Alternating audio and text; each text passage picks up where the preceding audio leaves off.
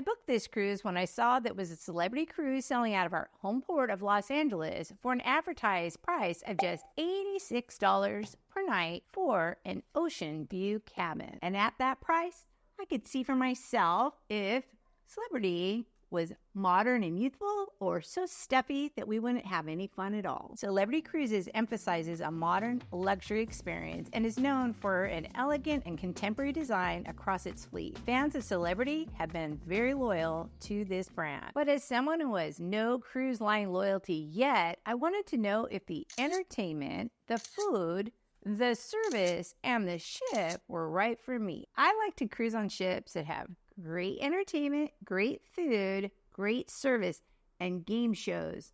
And I really do like it when they have great cookies.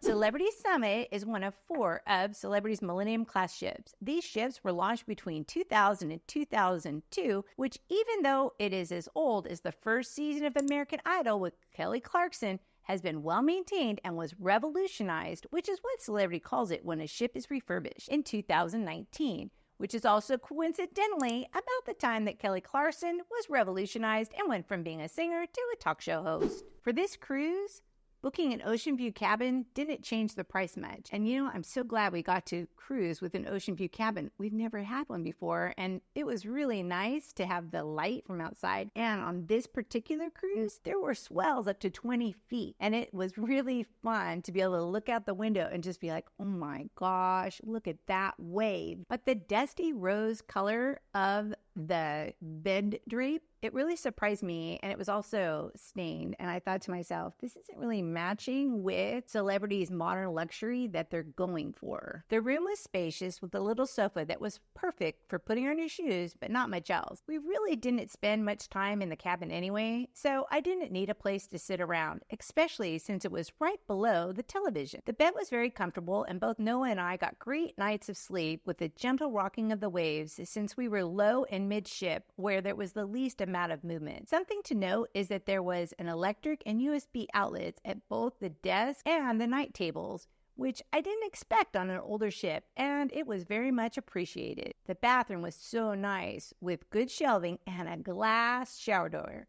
Yay, Celebrity. Our room was pretty good with just a few small stumbles, and I wondered if the rest of the ship would have some stumbles as well. The grandest part of the ship is the Grand Foyer, with its beautifully lit Grand Foyer staircase that was midship and went from deck 3 to deck 4. I can just imagine Marilyn Monroe walking down that staircase towards a bunch of young men waiting to carry her as she sings something about diamonds. You can look down from the Grand Foyer from the Martini Bar on deck 4, a ship hotspot where bartenders put on a show each day. I can only imagine how many bottles and glasses were broken as they honed their skills. On deck 5, you'll find Cafe Al Bacio, and Cafe Al Bacio also can peer down on the Grand Foyer. In Cafe Al Bacio, you'll find specialty coffees, specialty teas. You'll also find included cookies and pastries. Before sailing on this cruise, everyone said, go to Cafe Al Bacio. It's great. So we went to go check out Cafe Al Bacio. There was always a line because it was so great, and the seating in that area was pretty full because it was a great spot to sit. So we just headed elsewhere to get our sugar fix. With this being a smaller ship, I was a little concerned about the entertainment. I wondered if it would be top-notch like it is on bigger ships. But on our 6-night cruise, there were 3 production shows, 2 superb Las Vegas headliners, Lou Gazzara and I think you say Chiza, and one very funny comedian, Sean Kent. Of the 3 production shows, I enjoy one called Soundtrack the most, though all 3 were really good. Soundtrack was filled with movie music and featured an aerialist couple that performed amazing feats of strength and beauty. The full cast of singers and dancers did a great job, backed by a live band. One thing I didn't enjoy was on the night that Lou Gazzara was there, the lights from the stage were shining into the audience. It was like getting hit by high beams. It was so painful that my mother-in-law and father-in-law, they had to leave. Overall, though, I thought the entertainment was really good. Even though it was a smaller ship, they didn't skimp. They had a live band, they had numerous singers, they had dancers, and all the production shows, and those aerialists. It was great. When cruising, I like to travel, I like the entertainment, I like the game shows, but I love the food. And on this cruise, the food was good, but there were a few complications. The Cosmopolitan restaurant, which is the main dining room, is also located on deck 4, which is where you go for flexible dining. And that means you just show up when you're hungry, or you can head up to deck 5 for traditional dining. Traditional dining times are generally booked before the cruise, and the only time available for us was 8:30, which is too late for me. So we chose flexible dining. Even with flexible dining, we were seated at the same table most evenings and had the same servers every single night. I love having the same servers each night when I'm on a cruise. And I'm just amazed at how quickly they learn your names and your preferences, things like that. Like, we like extra bread. And they just have it on the table right when you get there. That's awesome. You want to know something I hate? I hate getting back to the real world when you go out to a restaurant. You're like, hi. And nobody's waving. I prefer grand main dining rooms like the one on Celebrity Summit to the multiple smaller dining rooms that seem to be the trend on newer ships. But if you eat in the main dining room, you have to give yourself time, at least an hour and a half. First night, I think we got to the restaurant maybe 5:45, and we stayed, had dessert. We ended up getting to the show late. We didn't go to the first row. We sat way in the back so that people wouldn't get mad. The next night, we had to skip dessert altogether to make sure that we didn't get to the theater late. So then after that, we figured it out. Get to the main dining room at 5:15, and that way we get dessert. And get to the theater on time. The celebrity menu, there was lots to choose from, and they did have a portion of the menu that was the same each night. One of the things on that menu, though, was a Caesar salad. I would suggest getting the dressing on the side because it was definitely a little bit overdressed. There was also a chilled shrimp cocktail, escargot, which I had on the first night and found them to be delicious, and French onion soup. For the main dish, they offered salmon, chicken breast, and sirloin steak every night. My father-in-law ordered salmon most evenings. Noah, his mom, and I ordered a variety of options nightly, from pasta, chicken, beef, lamb, and vegetarian options. Something you need to know about Celebrity, the portion sizes are really big. If you do order 2 mains, you may not finish them both. And, you don't have to be a member of the Clean Plate Club. I gave that up a long time ago. But you do want to leave room for dessert because the desserts in the main dining room are so much better than the desserts in the buffet.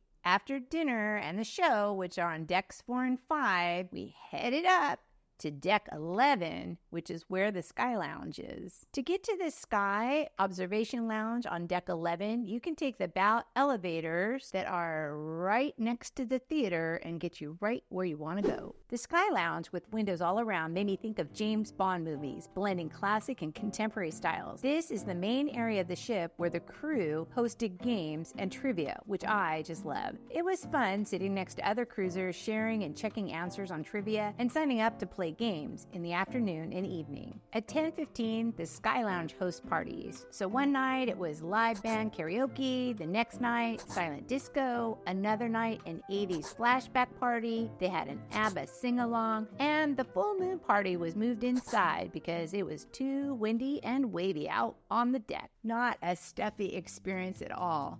But I do have one request. I looked all over Celebrity's website and on Facebook groups to see what their theme nights were. And I didn't find anything about the full moon party or an 80s theme night. I'm an 80s girl. I would have come prepared. I'm ready for it. While the weather on our cruise was not ideal for sitting on the pool deck, there were plenty of loungers around 2 pools and 4 hot tubs that were painted a very pretty shade of sea blue when the ship was revolutionized. A special touch of Celebrities was the availability of warm blankets in case you wanted to brave the cold. One thing we were sure to check out was the spa cafe that is located in the Solarium, which is where the adults-only inside pool is located. Many YouTubers suggested checking out that spa cafe with its lighter options for breakfast and lunch. You know, we got there and we thought, this looks like a good snack, but if we want a meal, we're going to head over to the buffet. The buffet was a spacious area with light and airy colors and different types of chairs and tables in the various sections. We ate at the buffet for a few breakfasts and most lunches. It didn't feel loud, hectic, or tight on space. And I appreciated that there was a crew member as you walked in encouraging guests to wash their hands. I love the made-to-order stations. And the one night that we ate dinner in the buffet was when we were sailing under the Golden Gate Bridge. They had a noodle bar with like ramen-style noodles and fresh vegetables. It was